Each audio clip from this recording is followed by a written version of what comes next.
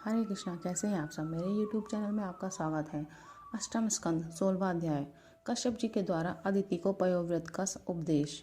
श्री सुखदेव जी कहते हैं, परीक्षित, जब देवता इस प्रकार भागकर छिप गए और दैत्यों ने स्वर्ग पर अधिकार कर लिया, तब देव माता अदिति को बड़ा दुख हुआ। वे अनाथ सी हो गईं। एक बार बहुत दिनों के बाद जब परम प्रभावशाली कश्यप मुनि की समाधि टूटी, तब वे अदिति के आश्रम पर आए। उन्होंने देखा कि ना तो वहाँ सुख शांति है और न किसी प्रकार का उत्साह या सजावट ही।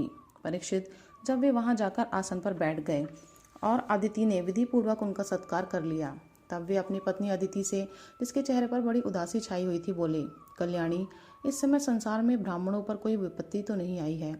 धर्म का पालन तो ठीक ठीक होता है। काल के कराल गाल में पड़े हुए लोगों का कुछ अमंगल तो नहीं हो रहा है।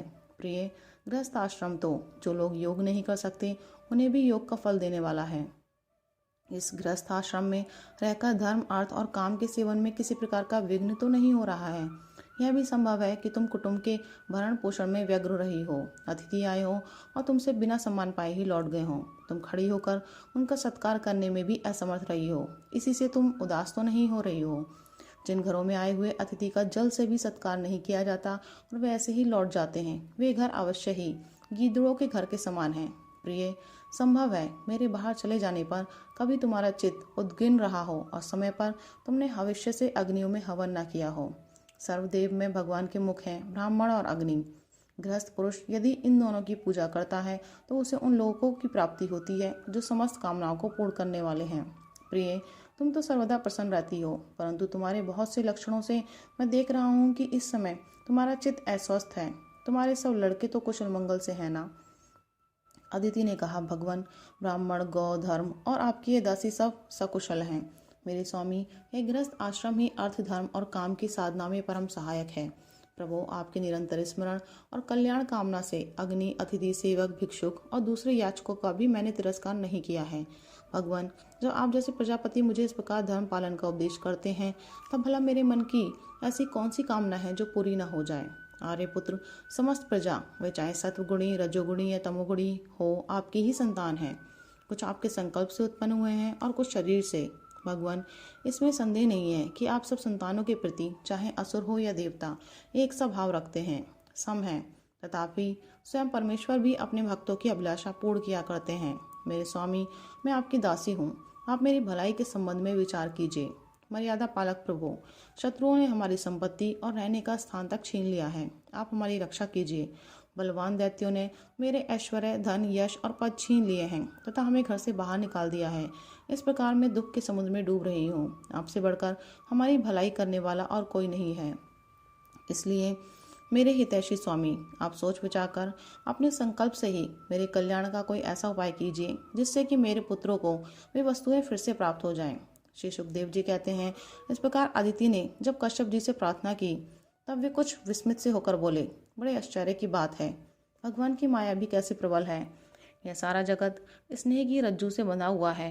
कहाँ ये पंचभूतों से बना हुआ अनात्मा शरीर और कहाँ प्रकृति से परे आत्मा।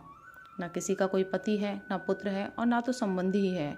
मोह ही मनुष्य को नचा रहा है। प्रिय, तुम संपूर्ण प्राणियों के हृदय में विराजमान, अपने भक्तों के दुख मिटाने वाले जगत गुरु भगवान वासुदेव की आराधना करो। वे बड़े दीन दयालु हैं। अवश्य ही श्री हरि तुम्हारी कामनाएं पूर्ण करेंगे। मेरा यह दृढ़ निश्चय है कि भगवान की भक्ति कभी व्यर्थ नहीं होती। इसके सिवा कोई दूसरा उपाय नहीं है। अदिति ने पूछा, भगवान, मैं जगदीश्वर भगवान की आराधना किस प्रकार करूं जिससे वे सत्य संकल्प प्रभु मेरा मनोरथ पूर्ण करें। पतिदेव, मैं अपने पुत्रों के साथ बहुत ही दुख भोग रही हूँ, जिससे वे शीघ्र ही मुझ पर प्रसन्न हो जाएं। उनकी आराधना की वही विधि मुझे बतलाइए। कश्यप जी ने कहा, देवी, जब मुझे संतान की कामना हुई थी तब मैंने भगवान ब्रह्मा जी से यही बात पूछी थी। उन्होंने मुझे भगवान को प्रसन्न करने वाले जिस व्रत का उपदेश किया था वही मैं तुम्हें बतलाता हूँ। फाल्गुन के शुक्ल पक्ष में 12 दिन तक केवल दूध पीकर रहें और परम भक्ति से भगवान कमल नयन की पूजा करें। अमावस्या के दिन यदि मिल सके तो सुअर की खोदी हुई मिट्टी से अपना शरीर मलकर नदी में स्नान करें। उस समय यह मंत्र पढ़ना चाहिए, हे देवी, प्राणियों को स्थान देने की इच्छा से भरा भगवान ने रसातल से तुम्हारा उद्धार किया था। तुम्हें मेरा नमस्कार है, तुम मेरे पापों को नष्ट कर दो। इसके बाद अपने नित्य और नैमित्तिक नियमों को पूरा करके एकाग्रचित्त से मूर्ति, वेदी, सूर्य, जल, अग्नि और गुरुदेव के रूप में भगवान की पूजा करें और इस प्रकार स्तुति करें। प्रभु, आप सर्वशक्तिमान हैं, अंतर्यामी और आराधनीय हैं। समस्त प्राणी आप में और आप समस्त प्राणियों में निवास करते हैं। इसी से आपको वासुदेव कहते हैं। आप समस्त चराचर जगत और उसके कारण के भी साक्षी हैं। भगवान, मेरा आपको नमस्कार है। आप अव्यक्त और सूक्ष्म हैं। प्रकृति और पुरुष के रूप में आप ही स्थित हैं। आप 24 गुणों के जानने वाले और गुणों की संख्या करने वाले सांख्य शास्त्र के प्रवर्तक हैं। आपको मेरा नमस्कार है। आप वह यज्ञ हैं जिसके प्रायणीय और उदनीय ये 2 कर्म सिर हैं। प्रातः, मध्याह्न और सायं ये 3 सवन ही 3 पाद हैं। चारों वेद 4 सींग हैं। गायत्री आदि 7 छंद ही 7 हाथ हैं। यह धर्म में वृषभ रूप यज्ञ वेदों के द्वारा प्रतिपादित है और इसकी आत्मा है स्वयं आप। आपको मेरे नमस्कार हैं। आप ही लोक कल्याणकारी शिव और आप ही प्रलयकाली रुद्र हैं। समस्त शक्तियों को धारण करने वाले भी आप ही हैं। आपको मेरा बार बार नमस्कार है। आप समस्त विद्याओं के अधिपति एवं भूतों के स्वामी हैं। आपको मेरा नमस्कार। आप ही सबके प्राण और आप ही इस जगत के स्वरूप भी हैं। आप योग के कारण तो हैं ही, स्वयं योग और उससे मिलने वाला ऐश्वर्य भी आप ही है। हे हिरण्यगर्भ, आपके लिए मेरा नमस्कार। आप ही आदिदेव हैं, सबके साक्षी हैं। आप ही नर नारायण ऋषि के रूप में प्रकट स्वयं भगवान हैं। आपको मेरा नमस्कार। आपका शरीर मरकतमणि के समान सांवला है। समस्त संपत्ति और सौंदर्य की देवी लक्ष्मी आपकी सेविका हैं। पीताम्बरधारी केशव, आपको मेरे बार बार नमस्कार। आप सब प्रकार के वर देने वाले हैं, वर देने वालों में श्रेष्ठ हैं तथा जीवों के एकमात्र वर्णीय हैं। यही कारण है कि धीर विवेकी पुरुष अपने कल्याण के लिए आपके चरणों की रज की उपासना करते हैं। जिनके चरण कमलों की सुगंध प्राप्त करने की लालसा से समस्त देवता और स्वयं लक्ष्मी जी भी सेवा में लगी रहती हैं, वे भगवान मुझ पर प्रसन्न हों। प्रिय भगवान ऋषिकेश का आवाहन पहले ही कर लें। फिर इन मंत्रों के द्वारा पाद, आचमन आदि के साथ श्रद्धा पूर्वक मन लगाकर पूजा करें। गंध, माला आदि से पूजा करके भगवान को दूध से स्नान करावें। उसके बाद वस्त्र, यज्ञोपवीत, आभूषण, पाद, आचमन, गंध, धूप आदि के द्वारा द्वादशाक्षर मंत्र से भगवान की पूजा करें। यदि सामर्थ्य हो तो दूध में पकाए हुए तथा घी और गुड़ मिले हुए शाली के चावल का नैवेद्य लगावें और उसी का द्वादशाक्षर मंत्र से हवन करें। उस नैवेद्य को भगवान के भक्तों में बांट दें या स्वयं पालें। आचमन और पूजा के बाद तांबूल निवेदन करें। 108 बार द्वादशाक्षर मंत्र का जप करें और स्तुतियों के द्वारा भगवान का स्तवन करें। प्रदक्षिणा करके बड़े प्रेम और आनंद से भूमि पर लौटकर दंडवत प्रणाम करें। निर्माल्य को सिर से लगाकर देवता का विसर्जन करें। कम से कम 2 ब्राह्मणों की यथोचित रीति से खीर का भोजन करावें। दक्षिणा आदि से उनका सत्कार करें। इसके बाद उनसे आज्ञा लेकर अपने इष्ट मित्रों के साथ बचे हुए अन्न को स्वयं ग्रहण करें। उस दिन ब्रह्मचार्य से रहें और दूसरे दिन प्रातःकाल ही स्नान आदि करके पवित्रता पूर्वक पूर्वोक्त विधि से एकाग्र होकर भगवान की पूजा करें। इस प्रकार जब तक व्रत समाप्त ना हो तब तक दूध से स्नान कराकर प्रतिदिन भगवान की पूजा करें। भगवान की पूजा में आदर बुद्धि रखते हुए केवल पयोव्रती रहकर यह व्रत करना चाहिए। पूर्ववत प्रतिदिन हवन और ब्राह्मण भोजन भी कराना चाहिए। इस प्रकार पयोव्रती रहकर 12 दिन तक प्रतिदिन भगवान की आराधना, होम और पूजा करें तथा ब्राह्मण भोजन कराता रहें। फाल्गुन शुक्ल प्रतिपदा से लेकर त्रयोदशी पर्यंत ब्रह्मचार्य से रहें। पृथ्वी पर शयन करें और तीनों समय स्नान करें। झूठ न बोलें, पापियों से बात न करें, पाप की बात न करें। छोटे बड़े सब प्रकार के भोगों का त्याग कर दें। किसी भी प्राणी को किसी प्रकार से कष्ट न पहुंचावे। भगवान की आराधना में लगा ही रहे। त्रयोदशी के दिन विधि जानने वाले ब्राह्मणों के द्वारा शास्त्रोक्त विधि से भगवान विष्णु को पंचामृत स्नान करावे।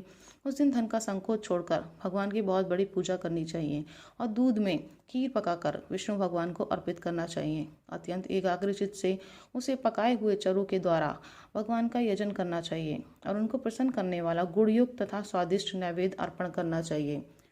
इसके बाद ज्ञान संपन्न आचार्य और ऋत्विजों को वस्त्र, आभूषण और गौ आदि देकर संतुष्ट करना चाहिए। प्रिय, इसे भी भगवान की ही आराधना समझो। प्रिय, आचार्य और ऋत्विजों को शुद्ध, सात्विक और गुणयुक्त भोजन कराना ही चाहिए। दूसरे ब्राह्मण और आए हुए अतिथियों को भी अपनी शक्ति के अनुसार भोजन कराना चाहिए। गुरु और ऋत्विजों को यथायोग्य दक्षिणा देनी चाहिए। जो चंडाल आदि अपने आप वहां आ गए हों उन सभी को तथा दीन, अंधे और असमर्थ पुरुषों को भी अन्न आदि देकर संतुष्ट करना चाहिए। जब सब लोग खा चुके तब उन सबके सत्कार को भगवान की प्रसन्नता का साधन समझते हुए अपने भाई बंधुओं के साथ स्वयं भोजन करें। प्रतिपदा से लेकर त्रयोदशी तक प्रतिदिन नाच, गान, बाजे गाजे, स्तुति, स्वस्ति वाचन और भगवत कथाओं से भगवान की पूजा करे करावें। प्रिय, ये भगवान की श्रेष्ठ आराधना है। इसका नाम है पयोव्रत। ब्रह्मा जी ने मुझे जैसा बताया था वैसा ही मैंने तुम्हें बता दिया।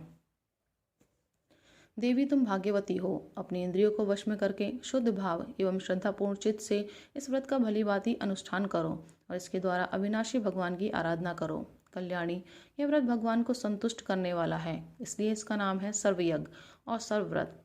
यह समस्त तपस्याओं का सार और मुख्य दान है। जिनसे भगवान प्रसन्न हो वे ही सच्चे नियम हैं, वे ही उत्तम यम हैं, वे ही वास्तव में तपस्या, दान, व्रत और यज्ञ हैं। इसलिए देवी, संयम और श्रद्धा से तुम इस व्रत का अनुष्ठान करो।